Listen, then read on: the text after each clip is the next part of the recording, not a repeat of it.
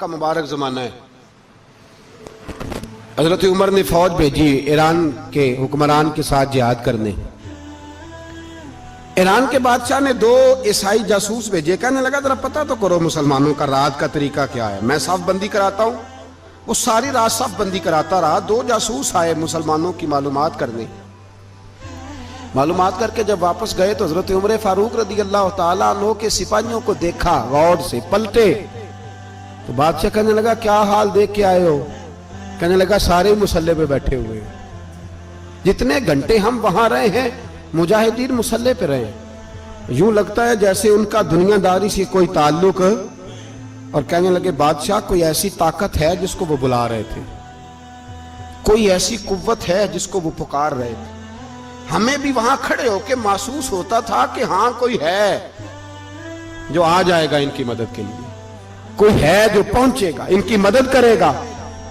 ایران کا بادشاہ کہنے لگا مجھے سمجھ آ گئی ہے, وہ جسم کی طاقت سے نہیں لڑتے, وہ کوئی غیبی طاقت ہے جس سے وہ لڑتے.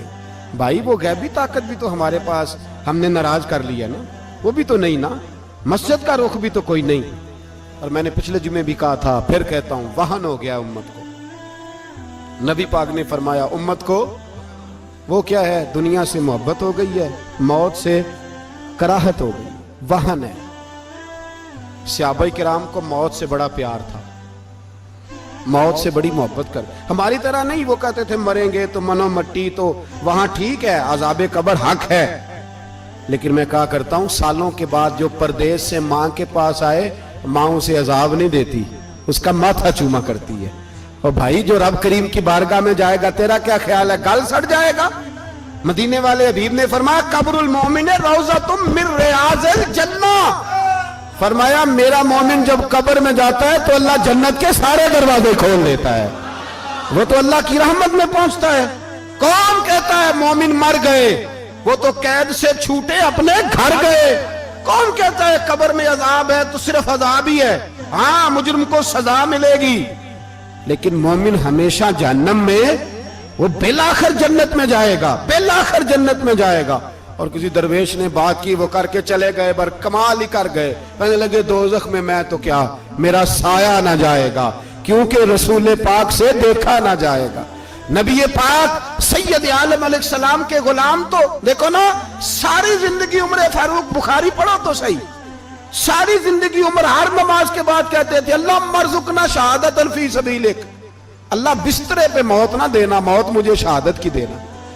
حضرت سیدنا مولا علی شیر خدا کرم اللہ تعالیٰ وجہ الکریم ساری زندگی کہتے رہے اللہ علی نے میدان میں عمر گزاری ہے, اسے شہادت کی موت عطا فرما. او بھائی یہ تو شہادتیں مانگنے والے. حضرت امام حسین میدان کربلا میں کھڑے تھے, شمر کہنے لگا حسین تیری چاروں جانب موت ہے. تو آپ فرمانے لگے تجھے ابھی ہمارا پتہ ہی نہیں, موت سے تو ہمارا پیار چلتا ہے.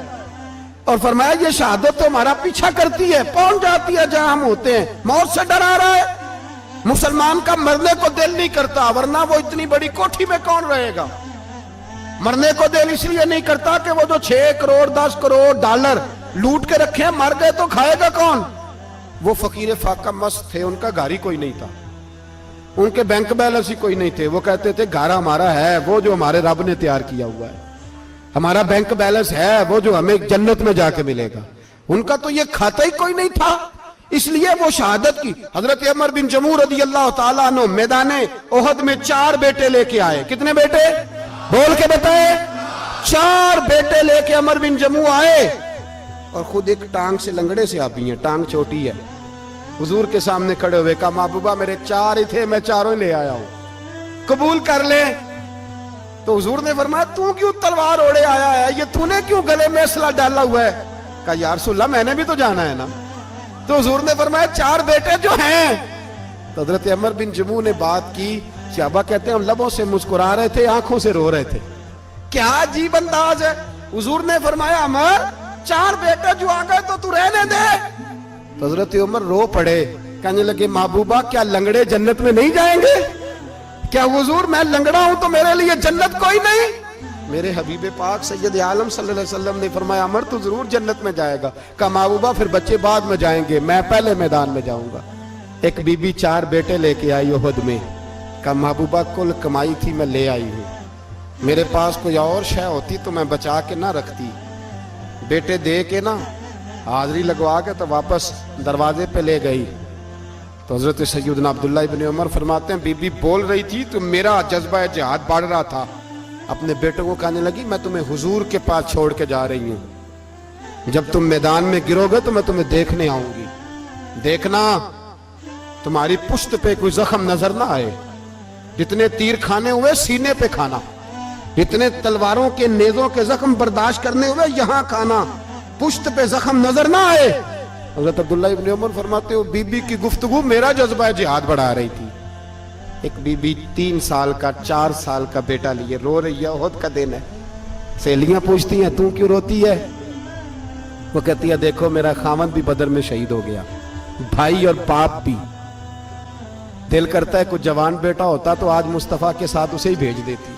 कोई जवान मेरे पास है ही 3 साल का तो क्या करूं, 3-4 साल का बच्चा क्या करेगा? पता नहीं क्या दलील आई, अचानक उठी, बेटे को सीने से लगाया, कपड़ा डाला, मस्जिद नबवी पहुंच गई। हजरत बिलाल कहते हैं मुझे मिली, कहने लगी बिलाल मुझे पता है हुजूर तैयारी करा रहे हैं जंग की, पर 2 मिनट अगर मेरी मुलाकात हो जाए। बिलाल हबशी कहने लगे हुजूर हम एक बीबी जिद कर रही है।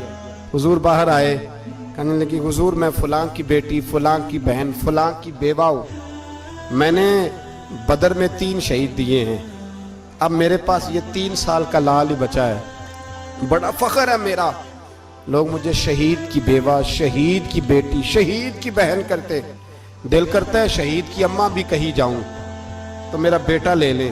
सैयदना बिलाल कहते हैं हुजूर मुस्कुराए, कहने लगे ये 3 साल का नौने हाल क्या करेगा? कहते हैं अम्मा का अजीब जज्बा है। कहने लगी महबूबा सुना है असला भी थोड़ा ही है, ढालें ज्यादा कोई नहीं, मेरा बेटा साथ रख लें, जब आपकी तरफ कोई तीर आया ना तो मेरा बेटा ढाल के तो इसको ढाल बना के आगे कर देना। महबूबा ढाल तो बन ही सकता है ना। हजरत बिलाल फरमाते हैं मुस्तफ़ा करीम ने फरमाया जा मैंने कबूल किया, कयामत के दिन बेटा घर ले जा, जब तेरा नाम पुकारा जाएगा तो शहीद की अम्मा कह के पुकारा जाएगा, जा तू घर ले जा। कहते हैं चलते चलते एक गरीबनी और आ गई, इतनी सी अट्टी बान की, इतनी सी। बिलाल हुजूर से मुलाकात हो जाएगी, नबी पाक आ गए तो कहा महबूबा ये गलबा इस्लाम में मेरा भी हिस्सा डाल ले। हुजूर ने फरमाया ये क्या है? कहने लगी हुजूर खामद फौत हो गया, औलाद अल्लाह ने बेनियाजी से दी नहीं, सवेरे चरखा काट के रिज़्क़े हलाल खाती हूँ, मेरे पास ना ये इतना सा बान है, एक घोड़े की लगाम बन जाएगी, महबूबा हिस्सा तो डाल जाएगा ना दीन के लिए, मेरी कबूलियत हो जाएगी। मेरे हबीब ने हाथ उठाए और दुआ मांगी, कहे अल्लाह जितना तू मैदान के मुजाहिदों को अजर अता फरमाए उतना इस गरीबनी को भी अता फरमाना, उतना इसे भी देना। भाई ये जज्बे थे, ये रंग था उम्मत मुस्लिमा का, इसलिए काफिर घर में बैठ के कांपा करता था। अब उसे पता है ये एसी वाली कार से नहीं निकल सकते, उसे पता है कि हमने इन्हें बोतल पे लगा दिया है, अब ये पेप्सी मरिंडा और ये पी के खाने के साथ तो ये मस्त रहते हैं, अब ये नहीं निकल सकते घर से, हमने इन्हें उन चीजों पे लगाया है जो इनके वजूद को खोखला कर रही, अब कैसे मैदान में निकलेंगे? वो इसलिए नहीं डरता कि वो तेरी आसाइशों, तेरी जिंदगी में आने वाली सहूलतों से आशना है। मौत बिस्तर पे भी आ जाती है, लेकिन जिसको मैदान में आती है वो सारी जिंदगी जिंदा रहता है, वो सारी जिंदगी जिंदा रहता है। भाई मरना तो है, लेकिन अगर जिंदगी दीन के काम आएगी तो अमर हो जाओगे, बच जाओगे।